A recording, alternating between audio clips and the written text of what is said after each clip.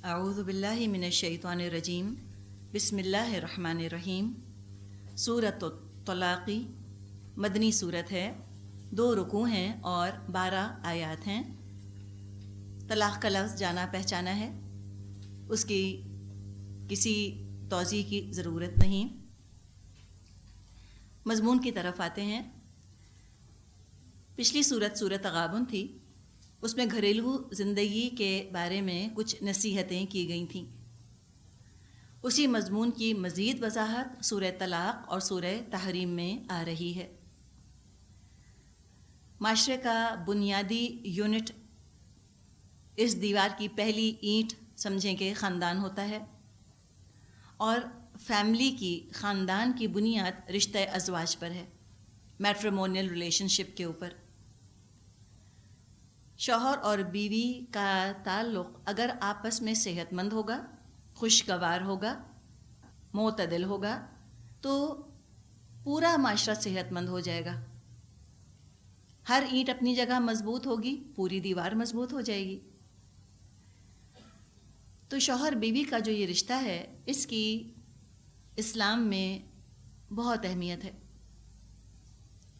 اور اسی کی اہمیت کو سامنے رکھتے ہوئے سب سے زیادہ تفصیلی احکامات عائلی زندگی، عین سے عائلی زندگی یعنی خاندانی زندگی کے بارے میں دیے گئے ہیں۔ اس لیے کہ یہ بنیاد ہے نا، بنیاد ایک دفعہ درست ہو جائے تو باقی چیزیں آسانی کے ساتھ درست ہوتی چلی جاتی ہیں۔ اگر بنیاد پر محنت ہو جائے تو باقی چیزوں میں محنت کم پڑتی ہے، اور بنیاد میں محنت نہ ہوئی ہو تو باقی چیزوں میں پھر محنت بہت زیادہ کرنی پڑتی ہے۔ تو عائلی زندگی، خاندانی زندگی کے بارے میں قرآن میں تفصیل سے گفتگو کی گئی ہے۔ اس کے مقابلے میں ہم دیکھتے ہیں کہ سیاسی نظام کا جہاں تک تعلق ہے، اس کے چند اصول دے دیے گئے، براڈ پیرامیٹرز، کہ بس یہ چیزیں ہونی چاہیے۔ امرہم شورا بینہم، آپس سے مشورہ کرنا چاہیے، اور اولو الامر کی بات ماننی چاہیے۔ تو ہم دیکھتے ہیں کہ بس کچھ بارڈرز دے دیے گئے ہیں کہ ود ان دیز بارڈرز تم اپنا پولیٹیکل سسٹم بنا لو، فائن ڈیٹیلز نہیں دی گئیں۔ یہی معاملہ معاشی نظام کے ساتھ ہے، اکنامک سسٹم کے ساتھ۔ اس کے بھی چند اصول دے دیے گئے، چند احکامات دے دیے گئے، انگلیوں پر آپ گن لیں۔ سود حرام ہے، اور میسر حرام ہے، دھوکہ حرام ہے، غرر کی اجازت نہیں ہے، قمار کی اجازت نہیں ہے، اور سود کی اجازت نہیں ہے۔ اگر یہ 3 چیزیں اوائڈ کر لی ہیں تو باقی ہنیم مریہ ہے، کھاؤ، کاروبار کرو، جیسا چاہو معاشی نظام بناؤ، کوئی اس کے اوپر پابندی نہیں۔ اس کے بھی پیرامیٹرز بس دے دیے گئے ہیں۔ فیملی لاز کے بارے میں تفصیل سے بات کی گئی ہے، فائن ڈیٹیلز میں بات کی گئی ہے۔ سورہ ممتحنہ میں بھی ہمیں اس کا اندازہ ہوا کہ مہر کے بارے میں کتنی بات کی گئی ہے۔ شروع سورہ بقرہ ہی سے نکاح کے احکامات، طلاق کے احکامات، عدت کے، مہر کے احکامات بیان ہونا شروع ہو گئے، اور وقفے سے اب جب کہ ہم قرآن کے تقریباً اختتام پر پہنچ رہے ہیں، اب تک یہ احکامات آ رہے ہیں۔ ایک طرح کا سمجھیں کہ فائنل ریمائنڈر ہے جو کہ سورہ طلاق میں ان موضوعات سے متعلق دیا جا رہا ہے۔ اور بیچ میں سورہ نساء، سورہ احزاب، سورہ نور، مجادلہ، ممتحنہ، کئی بار ان موضوعات پر تفصیلی احکامات آ چکے۔ اب سیاست اور معیشت کی جو ہم نے بات کی، یہ جو 2 ادارے ہیں، 2 انسٹیٹیوشنز ہیں، institution of politics and institution of finance, یہ تو وقت اور زمانے کے ساتھ ساتھ ایوالو ہو رہے ہیں، تبدیلی آ رہی ہے۔ انسانی معاشرہ مستقل ایوالو ہو رہا ہے، ارتقاء پذیر ہے۔ چند موٹے موٹے اصول ہیں جو کہ سیاست کے بارے میں اور معیشت کے بارے میں دے دیے گئے، تاکہ جو تبدیلی آنی ہے وہ تبدیلی آ جائے۔ تو کافی فلیکسیبلٹی ہم دیکھتے ہیں ان چیزوں کے بارے میں۔ ساری تبدیلیوں کو اسلام ایبزارب کر لیتا ہے اپنے اندر، اور گنجائش بھی رکھی ہے، بہت فلیکسیبلٹی رکھی ہے ان دونوں چیزوں کے اندر۔ لیکن جہاں تک عورت اور مرد کا معاملہ ہے، اس معاملے میں آج تک کوئی تبدیلی نہیں آئی۔ مرد جیسا آج سے 2000 سال، 4000، 10,000 سال پہلے تھا ویسا آج بھی ہے. وہی اس کی فطرت ہے، وہی جسمانی ساخت ہے، وہی سوچنے کا انداز ہے، وہی اس کے ہارمونز ہیں، کچھ بھی نہیں بدلا. اور آج سے 10,000 پہلے کی یا 2000 سال پہلے کی جو عورت تھی آج بھی ویسی ہی ہے. وہی جسمانی ساخت ہے، وہی سوچنے کا انداز ہے، وہی ہارمونل سائیکل ہے، وہی انزائمز ہیں، کچھ بھی نہیں بدلا. اور جو ان کے آپس کے تعلقات ہیں اس میں بھی کوئی تبدیلی نہیں آئی، کوئی نیا رشتہ ڈیولپ نہیں ہوا جو آج سے ہزاروں سال پہلے نہیں تھا. کوئی گروتھ نہیں ہے عورت اور مرد کے رشتے کے اندر یا ان کی ساخت میں، چاہے وہ ساخت جسمانی ہو، جذباتی ہو یا نفسیاتی ہو. تو یہ they are not subjected to change, کوئی تبدیلی نہیں ہے. تو یہ عورت اور مرد کا جو معاملہ ہے اس کے ساتھ یوں سمجھیں کہ وہ معاملہ کیا گیا جو چین میں وہ اپنی عورتوں کے پیروں کے ساتھ کرتے تھے. اب وہ کیا کرتے تھے؟ چین میں عورتوں کے چھوٹے پیر خوبصورتی کی علامت سمجھے جاتے تھے کہ وہ ایسے ڈگمگاتی ہوئی اور لہراتی ہوئی چلیں، چھوٹے چھوٹے پاؤں ہوں. اور بھی کئی وجوہات تھیں، کئی احمقانہ وجوہات بھی تھیں، ان کا ذکر دلچسپی کے طور پہ بس کیا جا سکتا ہے. چھوٹے پاؤں اس لیے بناتے تھے کہ گھر سے بھاگ نہ جائیں. جی یہ بھی وجہ ہوتی تھی. اس سے اندازہ لگائیں نا کہ گھر کا ماحول کتنا تلخ ہوتا ہوگا کہ ان کو یہ اندازہ تھا کہ یہ بھاگنا چاہیں گی، تبھی تو ایسے کام کرتے تھے. اور جو ڈریسز پہنائے جاتے تھے وہ بھی نیچے سے بالکل تنگ ان کے دامن ہوتے تھے نا، کہ تیزی کے ساتھ بھاگ نہ سکیں. تو عجیب و غریب قسم کی باتیں تھیں. بہرحال ایک خوبصورتی کا بھی ان کے ہاں یہ سمبل سمجھا جاتا تھا کہ عورت کے پاؤں بہت چھوٹے ہوں.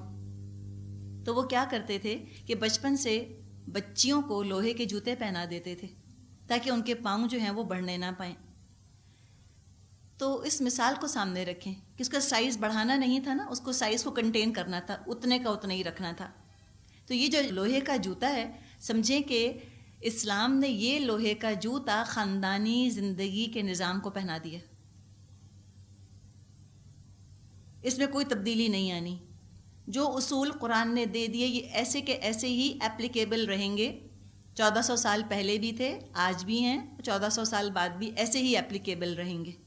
ان میں کوئی اجتہاد نہیں ہو سکتا، ان میں کوئی تبدیلی نہیں آ سکتی، کوئی ری انٹرپریٹیشن نہیں ہو سکتی. یہ علم اور زمانے کی تبدیلی اور ترقی کے ساتھ تبدیل نہیں ہوں گے. نکاح کے احکامات ہیں، طلاق کے ہیں، رضاعت کے، عدت، وراثت، یہ جوں کے توں قائم ہیں. آج مسائل بھی وہی ہیں اور ان کا حل بھی وہی ہے جو آج سے 1400 سال پہلے تھا. اب گھریلو زندگی کے بارے میں ہم تھوڑی سی بات کرتے ہیں. گھریلو زندگی میں حالات اگر معمول کے مطابق رہیں بہت اچھی بات ہے. محبت کی چاشنی ہونی چاہیے، ایک دوسرے کے جذبات کا خیال رکھنا چاہیے، ایک دوسرے کی غلطیوں کو معاف کر دے، انسان نظر انداز کر دے، ہر چیز میں سختی نہ کرے، ہر وقت گھر میں بدمزاجی اور لڑائی جھگڑا اور دنگل نہ ہو، درگزر ہو اور معافی تلافی کر دی جائے اور اگنور نظر انداز کر دیا جائے غلطیوں کو. یہ ضروری ہے، یہ چیزیں بہت ضروری ہیں. ان کے بغیر تربیت نہیں ہو سکتی، اصلاح نہیں ہو سکتی. اصلاح کے لیے نرم ہاتھ چاہیے ہوتا ہے. چیز کو توڑنا آسان ہے اور درست کرنا مشکل ہے. تو بچوں کی اصلاح کرنی، ان کو توڑ نہیں دینا، ان کی شخصیت کچل نہیں دینی. اسی طرح شوہر بیوی کا معاملہ ہے، ایک دوسرے کی اصلاح کرنی ہے، ایک جھٹکے سے رشتے کو توڑ کے برابر نہیں کر دینا. اور اصلاح اگر کرنی ہے تو ہاتھ نرم چاہیے ہوتا ہے. جیسے گرہ کو تصور میں لے آئیں، گرہ کا کھولنا زیادہ صبر آزماں کام ہے، زیادہ وقت طلب کام ہے، نرم ہاتھ چاہیے ہوتا ہے ناٹ کھولنے کے لیے. اور جھنجھلا کر توڑنا چاہے تو سختی کے ساتھ کھینچیں، وہ ٹوٹ جائے گا. تو توڑنا اسلام کو پسند نہیں، اسلام کھولنا چاہتا ہے، اصلاح چاہتا ہے. تو تربیت کے لیے، اصلاح کے لیے نرمی ضروری ہے. تو اسلام بہت زیادہ ہمیں سبق دیتا ہے نرمی کا، درگزر کا. معاملات کو احسن طریقے سے چلاؤ. گھر جو ہے وہ اکھاڑا نہ بنا رہے، گھروں کے اندر ہر وقت میدان جنگ نہ بنا رہے، لوگ ایک دوسرے سے خوف نہ کھاتے رہیں. محبت ہونی چاہیے، نرمی ہونی چاہیے. تو یہ تو مطلوب ہے. دوسری طرف یہ بھی حقیقت ہے کہ کتنی بھی لوگ محبت سے رہیں، کتنا بھی صبر کا مظاہرہ کریں، کتنی بھی حکمت سے بات کریں کبھی نہ کبھی بہرحال تلخی پیدا ہو جاتی ہے. 2 برتن ہوں گے تو کھٹکیں گے بھی ضرور. تو اولاد میں والدین میں کبھی کھٹپٹ ضرور ہوتی ہے, شوہر بیوی میں کھٹپٹ ضرور ہو جاتی ہے,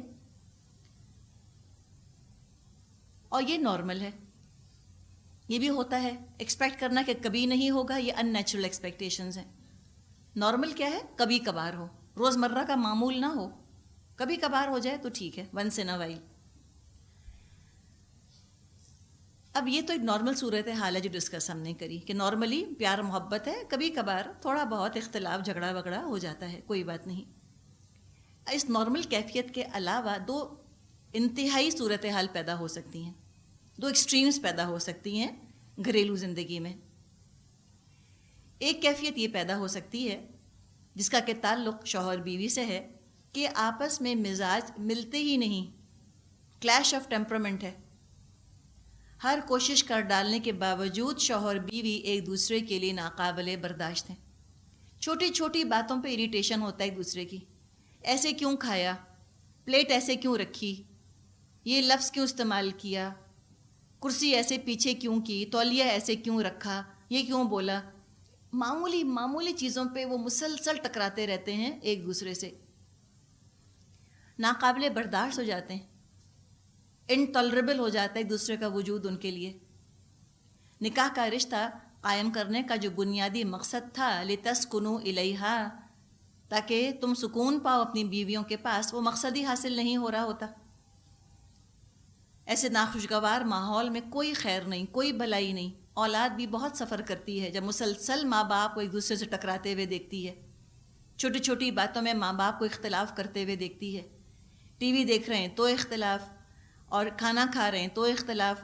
ایک کو بے نظیر پسند ہے, دوسرے کو نواز شریف پسند ہے, اور دونوں کو جو ہے وہ پرویز مشرف پر بھی اعتراض ہے. ایک کو جامع حفظہ سے ہمدردی ہے, ایک کو پرویز مشرف سے ہمدردی ہے. ٹی وی دیکھ رہے ہیں تو لڑ رہے ہیں, ایک کو دال کھانی ہے, ایک کو مرغی کھانی ہے, اس پہ لڑ رہے ہیں. تو کانسٹنٹ ایک فرکشن ہے جو گھر کے اندر رہتی ہے نا. تو بچوں کے بھی نروس ٹینس رہتے ہیں اس کے اندر, بس وہ دیکھتے ہیں کہ پتہ نہیں اب کس بات پہ خفا ہو جائیں گے. ایک اس کو ہم کہتے ہیں نا, بچے جو ہیں وہ ایک انسیکیور فیلنگ کے اندر وہ رہتے ہیں, انسیکیورٹی کا ان کو احساس رہتا ہے. کچھ نہیں پتہ اب کس بات پہ ٹکرا جائیں گے, اب کس بات پہ بحث شروع ہو جائے گی, کس بات پہ لڑنے لگ جائیں گے. تو ایسا ماحول تو کنڈیوسو ماحول نہیں ہے. اس میں اعلیٰ صلاحیتیں پروان نہیں چڑھ سکتی نا, ٹٹر جاتی ہیں صلاحیتیں بچوں کی بھی اور شوہر بیوی کی بھی. انسان کے اعصاب جواب دینے لگتے ہیں اس طرح کے ماحول کے اندر, ٹینس رہتا ہے انسان. تو کیا بھلائی ہوگی, کیا خوشگوار ماحول ہوگا اس طرح سے.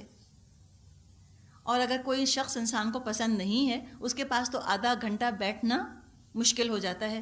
کہاں پوری زندگی گزارنا ہے ایسے انسان کے ساتھ جو پسند ہی نہیں ہے آپ کو. اسی کے ساتھ آنا جانا, اسی کے ساتھ سونا, اس کے ساتھ کھانا, ہر چیز اس کے ساتھ شیئر کرنا, یہ تو بہت ہی مشکل, بڑا ہی تلخ کام ہو کے رہ جاتا ہے. تو اگر ایسی مجبوری ہو گئی ہے, اتنا کلیش ہے, اتنی زندگی تنگ ہو رہی ہے اپنی بھی اور گھر والوں کی بھی, تو ایسی مجبوری میں اس رشتے سے نکلنے کا راستہ بھی کھلا رکھا گیا ہے. اسلام نے مجبوراً کنٹنجنسی پلان کے طور پہ ایک راستہ کھلا رکھا ہے, جدائی کا راستہ. اور یہ ہر آسمانی شریعت میں یہ راستہ کھلا تھا. عیسائیوں نے خود ہی اس ایمرجنسی ایگزٹ کو بند کر دیا, اپنے پر حرام کر لیا محبت کے نام پر. انہوں نے کہا marriages are made in heavens, رشتے تو آسمانوں پر طے پاتے ہیں, انسانوں کو حق ہی حاصل نہیں کہ اس رشتے کو ایک دفعہ باندھنے کے بعد توڑیں. تو اب کیا ہوا, اب ان کے ہاں طلاق حرام ہو گئی عیسائیوں کے ہاں. صرف ایک صورت حال میں ان کے ہاں طلاق جائز سمجھی جاتی تھی, اور وہ یہ کہ اپنے جوڑے پر, اپنے اسپاؤس پر, اپنے پارٹنر پر بدکاری کا الزام لگایا جائے. اور یہ ان کے ہاں ناولز کی تھیم بن گئی ہے باقاعدہ. جو شوہر اپنی بیویوں سے نجات چاہتے تھے وہ جھوٹے الزام لگاتے تھے, یا جان بوجھ کر ایسی صورتحال, ایسی سچویشن پیدا کرتے تھے کہ اگلا فریق بدکرداری کا مظاہرہ کرے, زنا میں ملوث ہو, تاکہ وہ اس سے طلاق حاصل کر کے چھٹکارا حاصل کر سکیں. ایک خیر ان کی نظر میں جو تھا وہ کتنا بڑا شر بن گیا. تو اللہ سے بڑھ کر خیر جاننے والا کوئی نہیں. انسان اللہ سے بڑھ کر خیر خواہ نہیں بن سکتا انسانوں کا. تو کیا کیا ہیلے بہانے، کیا کیا کرتب ان کو کرنے پڑتے تھے، تب کہیں جا کر اپنے پارٹنر سے چھٹکارا ملتا تھا، عورت کو یا مرد کو. ایک انتہا وہ تھی. تو ایک انتہا ہم نے دیکھی کہ جب نوبت طلاق تک آ جائے. دوسری انتہا یہ ہو سکتی ہے کہ محبت آپس میں اتنی بڑھ جائے، ایک دوسرے کے جذبات کا، احساسات کا اتنا لحاظ ہو کہ اللہ کی حدود توڑنے لگ جائیں. نظریہ یہ بنا لیں، اپنا نصب العین یہ بنا لیں کہ ہر قیمت پر گھر میں سکون کی فضا قائم رہنی چاہیے، چاہے اللہ کے احکامات کی خلاف ورزی ہو، چاہے اللہ کی حدیں ٹوٹیں. کلیش نہیں ہو، کانفلکٹ نہیں ہو، ٹینشن نہیں ہونا چاہیے. سب کو ان کی مرضی پر چھوڑ دو، کسی کو منع مت کرو. کوئی نماز پڑھتا ہے تو بھی ٹھیک ہے، نہیں پڑھتا تو بھی ٹھیک ہے. اس طرح کا رویہ اختیار کر کے رکھنا محبت کی وجہ سے، یہ دوسری ایکسٹریم ہے. جو پہلی والی صورتحال ہم نے ڈسکس کی کہ طلاق تک نوبت پہنچ جائے، یہ سورۃ طلاق کا موضوع ہے. اور جو دوسری صورتحال ڈسکس کی کہ پیار محبت اتنی بڑھ جائے کہ اللہ کے احکامات پر زد پڑنے لگ جائے، وہ سورۃ تحریم کا موضوع ہے. اب ہم آتے ہیں سورۃ طلاق کی طرف. سورۃ طلاق کو سورہ نساء صغریٰ کہا گیا ہے. سورہ نساء صغریٰ کیا مطلب؟ چھوٹی سورہ نساء. سورہ نساء میں طلاق کے احکامات پر بات کی گئی ہے، تفصیل کے ساتھ، شرح و بسط کے ساتھ بحث کی گئی ہے. یہاں سورہ طلاق میں سمجھیں اس کا خلاصہ ہے، تو اس کو چھوٹی سورہ نساء کہا گیا ہے. طلاق پر بات کرنے سے پہلے یہ اصول انسان سامنے رکھ لے کہ جب ایک عورت اور ایک مرد ازواجی تعلق قائم کرنے کا ارادہ کرتے ہیں تو ساتھ ساتھ یہ نیت کرنی ضروری ہے کہ ہمیشہ عمر بھر ساتھ نبھانے کا ارادہ ہے، زندگی بھر ساتھ رہیں گے. یہ ان کی نیت ہونی چاہیے. پھر آگے جا کے حالات ایسے کچھ ہو جائیں، اللہ نہ کرے آپس میں نہ بنیں، تو مجبوراً اجازت ہے طلاق کی، مجبوری ہے. یہ طلاق غصہ نکالنے کے لیے یا انتقام لینے کے لیے یا بیوی کو بلیک میل کرنے یا نفسیاتی دباؤ اس پر ڈالنے کا ذریعہ نہیں ہے، بلکہ یہ تو ایمرجنسی ایگزٹ ہے. عبداللہ بن عمر رضی اللہ عنہ سے منقول ہے، نبی اکرم صلی اللہ علیہ وسلم نے فرمایا، ما احل اللہ شیئا ابغض الیہ من الطلاق. اللہ نے کسی ایسی چیز کو حلال نہیں کیا جو طلاق سے بڑھ کر اس کو ناپسند ہو. ابو داؤد میں یہ روایت ہے. آپ صلی اللہ علیہ وسلم نے فرمایا، تزوجوا، شادیاں کرو، ولا تطلقوا، اور طلاقیں مت دو، فإن الطلاق، تو بے شک طلاق سے یہتز عرش الرحمن، اللہ کا عرش ہل جاتا ہے. بلا سبب بیوی کو طلاق دینا بڑا گناہ قرار پایا ہے اسلام میں، ظلم ہے. ایک مرد بلا وجہ بیوی کو طلاق دے دیتا ہے تو گھر برباد کیا اس نے. اس ظلم کی وجہ سے اگر بچے برباد ہو جائیں یا بیوی کسی غلط کام میں پڑ جائے تو ذمہ داری، جواب دہی شوہر کو کرنی ہوگی قیامت کے دن کہ اس نے یہ ظلم کیوں کیا. عبداللہ بن عمر سے روایت ہے، نبی اکرم صلی اللہ علیہ وسلم نے فرمایا، اللہ کے نزدیک یہ بہت بڑا گناہ ہے کہ ایک آدمی کسی عورت سے نکاح کر لے، پھر جب اپنی ضرورت پوری کر لے تو اس کو طلاق دے دے اور اس کا مہر بھی ادا نہ کرے. اسی طرح بلا وجہ طلاق مانگنے والی عورت کے بارے میں فرمایا، ترمذی میں روایت ہے ثوبان رضی اللہ عنہ سے، آپ نے فرمایا، جس عورت نے اپنے شوہر سے بلا وجہ طلاق مانگی اس پر جنت کی خوشبو حرام ہے. تو یہ ہے طلاق کے بارے میں اسلام کا نقطۂ نظر. تو طلاق کیا ہے؟ شوہر اور بیوی میں جدائی ہے. شوہر اور بیوی میں علیحدگی کئی طریقوں سے ہوتی ہے. شوہر کا انتقال ہو جائے تو جدائی ہو گئی، یا خود شوہر سے علیحدہ ہو جائے عورت خلا کے ذریعے سے، یا تیسری شکل یہ ہے لعان ہو جائے، شوہر زنا کا الزام لگائے بیوی کے اوپر تو اس میں لعان کروایا جاتا ہے تو جدائی ہو جاتی ہے لعان کے بعد. شوہر طلاق کا اختیار بیوی کو دے دے، تفویض طلاق جس کو کہتے ہیں، اس کا ذکر ہم نے سورہ احزاب میں پڑھا تھا. اور اس میں اگر بیوی اپنا یہ حق استعمال کرتی ہے تفویض طلاق کا، طلاق ہو جاتی ہے۔ پانچواں طریقہ یہ کہ شوہر خود طلاق دے دے، اور اس کے بھی تفصیلی احکامات سورہ نساء میں آ چکے ہیں۔ اب یہاں مزید اس کا بیان آ رہا ہے۔ شروع ہوتی ہے بسم اللہ الرحمن الرحیم، یا ایہا النبی، اے نبی صلی اللہ علیہ وسلم، اذا طلقتم النساء، جب تم لوگ عورتوں کو طلاق دو، فطلقوہن لعدتہن، تو انہیں ان کی عدت کے لیے طلاق دو۔ یعنی یہاں پر عدت کے حدود، قیود، ضوابط، قوانین بتائے جا رہے ہیں کہ اس کا ایک فارمل طریقہ ہے طلاق دینے کا، ایک پراپر پروسیجر ہے طلاق دینے کا، اس کو فالو کرو۔ تو کیا کرو؟ فطلقوہن لعدتہن، طلاق دو ان کو ان کی عدت کے لیے، عدت کے ساتھ طلاق دو۔ وَأَحْصُوا الْعِدَّةَ، اور عدت کی مدت کا ٹھیک ٹھیک شمار کرو۔ وَاتَّقُوا اللَّهَ رَبَّكُمْ، اور اللہ کا تقوی اختیار کرو۔ تو پہلے ایک عملی ہدایت دی گئی ہے اور اب ایمانی ہدایت دی جا رہی ہے۔ فریم آف مائنڈ سے اس کا تعلق ہے، سوچ سے تعلق ہے، تقوی کے ساتھ کام کرنا۔ لا تخرجوہن من بیوتہن، اور ان کو ان کے گھروں سے مت نکالو۔ اب تقوی کی جو بات یہاں پر آئی ہے تو آپ دیکھیں کہ خطبہ نکاح میں بھی تکرار کے ساتھ تقوی کا ذکر آتا ہے۔ خطبہ نکاح میں جو آیات پڑھی جاتی ہیں ان میں تقوی کا کثرت کے ساتھ ذکر ہے۔ ہمارے ہاں معاملہ یہ ہے کہ جب نکاح کر رہے ہوتے ہیں تو بڑا سوچ سمجھ کے یہ معاملہ کیا جاتا ہے، خوب ڈسکشن ہوتا ہے، وقت لگایا جاتا ہے، مشورے لیے جاتے ہیں، چھان بین پوچھ گچھ کی جاتی ہے، وقت لیا جاتا ہے، اور پھر نکاح کا رشتہ استوار کیا جاتا ہے۔ یعنی پراپر کیئر اس کو دیا جاتا ہے نا، پراپر امپورٹنس، ڈیو امپورٹنس دی جاتی ہے اس کو۔ یہ طریقہ بہت اچھا ہے۔ اتنا بڑا فیصلہ ہے نکاح کا، سوچ سمجھ کے کرنا چاہیے۔ یہ ہوائی گھوڑوں پہ سوار ہو کے یہ کام نہیں ہوتا، جلد بازی میں یہ کام نہیں کرنا چاہیے۔ لیکن جہاں تک طلاق کا معاملہ ہے، ہم دیکھتے ہیں کہ طلاق انتہائی جلد بازی میں دی جاتی ہے، غصے میں دے دی جاتی ہے، جذبات میں دے دی جاتی ہے، کھڑے کھڑے دے دی جاتی ہے، مشورہ نہیں کرتے، وقت نہیں لگاتے، لوگوں سے نہیں پوچھتے، صورتحال پہ غور نہیں کرتے، کیا اس کے اثرات ہوں گے، کیا ریپرکشنز ہوں گے، اس کے بارے میں نہیں سوچتے، جھٹ پٹ ایک فیصلہ کرتے ہیں، جھٹ پٹ اس پہ عمل درآمد کر لیتے ہیں۔ تو یہ معاملہ اچھا نہیں ہے۔ قرآن کا ہم انداز دیکھتے ہیں کہ جہاں نکاح کے ساتھ تقوی کا ذکر آتا ہے، بالکل اسی طرح طلاق کے ساتھ بھی تقوی کی تکرار ہے قرآن میں۔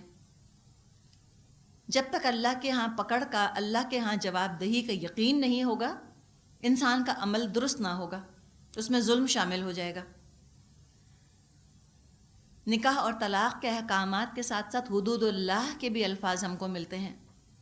نکاح اور طلاق کے بارے میں جو احکامات ہیں، یہ واحد موقع ہے جس میں مسلمانوں کو سخت وارننگ دی گئی ہے کہ وَلَا تَتَّخِذُوا آیَاتِ اللَّهِ هُزُوًا، اے مسلمان تم اللہ کی آیات کا مذاق مت بنا لینا۔ سورہ بقرہ آیت 231 میں 231 میں یہ بات بیان فرمائی ہے۔ تو لہٰذا یہاں طلاق کے ساتھ ہم دیکھ رہے ہیں کہ ذکر کیا گیا ہے تقوی کا۔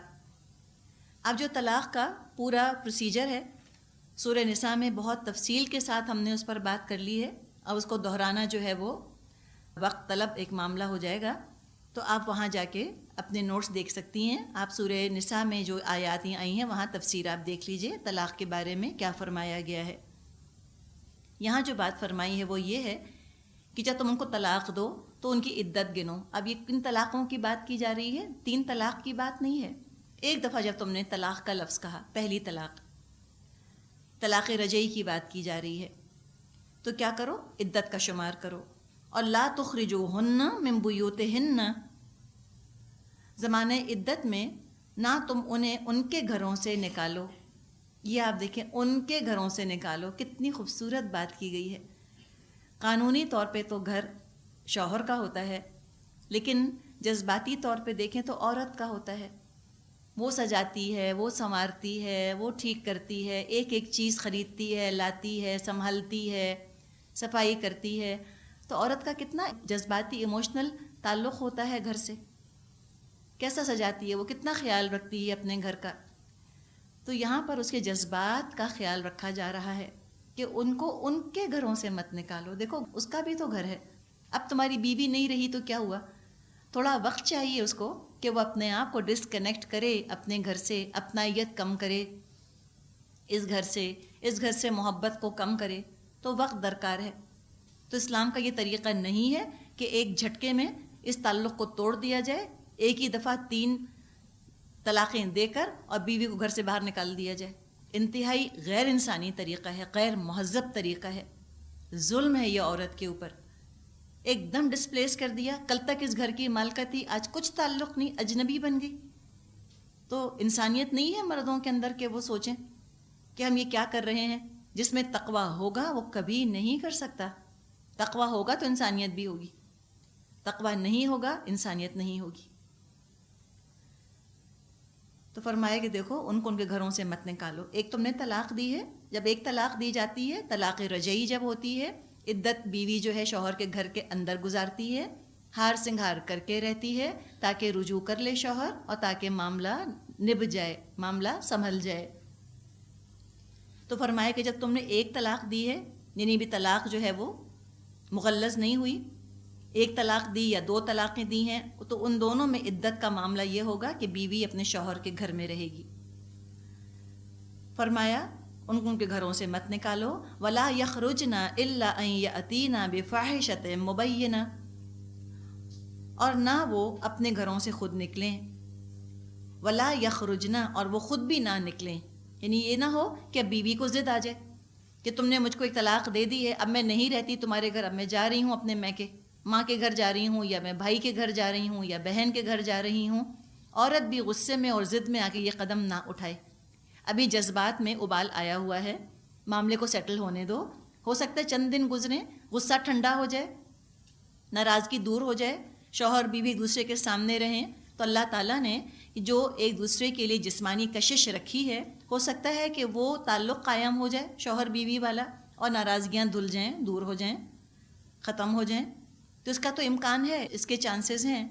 اور اگر یہ کشش باقی رہتی ہے شوہر بیوی میں تو بڑے بڑے جھگڑے پورے ہو جاتے ہیں، بڑے بڑے جھگڑے نمٹ بھی جاتے ہیں، ختم بھی ہو جاتے ہیں. تو اس گنجائش کو، اس چانس کو رکھا گیا ہے، اس امکان کو برقرار رکھا گیا ہے کہ عورت شوہر کے گھر میں رہے، ہار سنگھار کرے. اور عورت سے بھی کہا گیا کہ وہ بھی خود نہ نکل جائے. شرط ہے، سوائے ایک کنڈیشن ہے، وہ کیا؟ الا ان یاتین بفاحشۃ مبینہ، الا یہ کہ وہ کسی صریح برائی کی مرتکب ہوں. یعنی کہ عورت اگر بد کردار ہے، بیوی جو ہے وہ بد کردار ہے، زنا کی طرف مائل ہے، تو شوہر کو یہ حق حاصل ہے کہ طلاق کے بعد اس کو اپنے گھر میں رہنے کی اجازت نہ دے، کہے کہ تم جاؤ. تو فاحشۃ مبینہ کے اندر بد کرداری بھی آ سکتی ہے، اور اس میں عورت کی بد زبانی بھی آ سکتی ہے. بدتمیز ہے، زبان دراز ہے عورت. اور یہ حقیقت ہے کہ عورت کی زبان کو مرد نہیں پہنچ سکتا. جو عورت کی زبان چلتی ہے مرد اس کا مقابلہ نہیں کر سکتا. عورت کو الفاظ پر زیادہ قدرت حاصل ہے، اور الفاظ کا استعمال بھی وہ خوب جانتی ہے. اور وہ یہ خوب جانتی ہے کہ الفاظ میں کیسے استعمال کروں میکسیمم جو تکلیف پہنچا سکے، میکسیمم جو ڈیمیج کر سکے. یہ عورت کا ایک ہے نا انداز ہے، ہم عورتیں ہم جانتے ہیں اس چیز کو. ایک ہی جملہ عورت کیسے استعمال کرتی ہے، وہی جملہ مرد استعمال کرے تو اس میں کچھ بھی زہر نہ بچے. لیکن عورت کا ایک خاص انداز ہوتا ہے بات کرنے کا، اسی لیے تانے بھی عورتیں زیادہ دیتی ہیں، طنز بھی عورتیں زیادہ کرتی ہیں. آج کل جو یہ ویمنز لپ کے نام پہ عورت کو معصوم فرشتہ بنا کر پیش کیا جا رہا ہے، اس سے بڑی فیلیسی اور جھوٹ کچھ نہیں ہو سکتا. جہاں بہت سارا خیر ہے عورت کے اندر، وہاں بہت سارا شر بھی ہے. جیسے مرد ہیں، مردوں میں جہاں بہت سارا خیر ہے وہاں بہت سارا شر بھی ہے. معصوم اور ایسا تو کوئی بھی نہیں، بے خطا. تو یہ فاحشۃ مبینہ کے اندر زبان درازی بھی آتی ہے کہ اگر شوہر کو اریٹیٹ کرتی ہے زبان چلا چلا کر، بد زبانی کر کے بدتمیزی کرتی ہے، ترکی بترکی جواب دیتی ہے، بیک آنسر کرتی ہے، وہ بھی فحاشی کے اندر چیز جاتی ہے. تو پلیز شوہروں کے آگے زبان مت کھولا کیجیے. میاں کو غصہ آ رہا ہو، خاموش ہو جائیں نا، خاموش ہو جائیں، جواب نہیں دیں. ہمیں حق نہیں ہے. کیوں حق نہیں ہے؟ اس لیے نہیں کہ وہ زیادہ پڑھے لکھے اور ہم کم پڑھے لکھے، وہ کماتے ہیں اور ہم نہیں کماتی. کوئی ایسی بات نہیں. بات صرف اتنی ہے کہ میرے رب نے مجھ سے یہ کہا ہے نا، میرے رب نے مجھ سے کہا ہے کہ میں اپنے شوہر کو جواب نہ دوں، بدتمیزی نہ کروں، زبان درازی نہ کروں، میں اپنے آپ کو اپنے شوہر کے برابر نہ سمجھوں۔ اللہ نے میرے شوہر کو ایک رتبہ مجھ پر زیادہ دیا ہے، میرا رب زیادہ جانتا ہے، میں نہیں جانتی۔ تو جو عورتیں شوہر کی عزت کرتی ہیں فائدے میں رہتی ہیں۔ تو اگر عورت بد زبان ہے تو پھر اس کو گھر سے جانے کو کہا جا سکتا ہے۔ فرمایا وَتِلْكَ حُدُودُ اللَّهِ، یہ اللہ کی مقرر کردہ حدیں ہیں، وَمَن يَتَعَدَّ حُدُودَ اللَّهِ فَقَدْ ظَلَمَ نَفْسَهُ، اور جو اللہ کی حدوں سے تجاوز کرے گا وہ اپنے اوپر خود ظلم کرے گا۔ تو اللہ کی حدیں کیا ہیں؟ سورہ نساء میں جو بتا دی گئیں، کیسے سٹیپ بائی سٹیپ طلاق دینی ہے۔ اللہ نے اتنی گنجائش رکھی ہے۔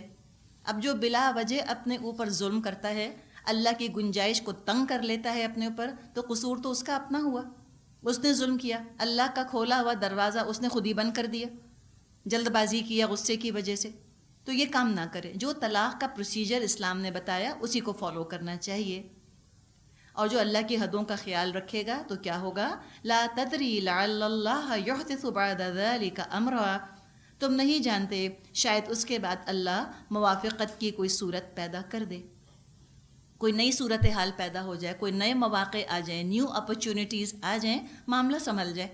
کب سنبھلے گا معاملہ؟ جب تقویٰ کیا جائے گا اور اللہ کی حدود کا خیال رکھا جائے گا اور طلاق کو اس طرح دیا جائے گا جو کہ طریقہ ہے، تو ضرور بہتری ہو جائے گی۔ اپنی طرف سے تم جلد بازی کرو گے، تم حدود پھلانگو گے تو تم ہی نقصان میں رہو گے۔ 3 دفعہ طلاق دے بیٹھتے ہیں، پھر روتے پیٹتے ہیں، اس کے بعد مرد پچھتاتے ہیں، پھر فتوے لینے کے لیے دوڑتے ہیں، کبھی حلالہ کروانا چاہتے ہیں، ایک جان مشکل میں ڈالتے ہیں، بچے برباد کیے، بیوی کو گھر سے نکال دیا، اب رو رہے ہیں سب، بچے بھی، بیوی بھی اور شوہر بھی۔ تو کیوں کیا؟ جلد بازی کی وجہ سے۔ اللہ نے اتنا ٹائم پیریڈ رکھا ہے کہ سوچ سمجھ کے کام کرو، خود ہی اس میں سختی پیدا کر دی۔ تو یہ انسان نہ کرے۔ جب انسان ٹھہراؤ کے ساتھ، صبر کے ساتھ کام کرے گا تو اللہ ضرور اس کے معاملے کے اندر کوئی ایسی صورتحال پیدا کر دے گا جس میں کہ اس کے لیے فائدہ ہوگا۔ سبحانک اللہم و بحمدک، نشہد ان لا الہ الا انت، نستغفرک و نتوب الیک۔ السلام علیکم ورحمۃ اللہ وبرکاتہ۔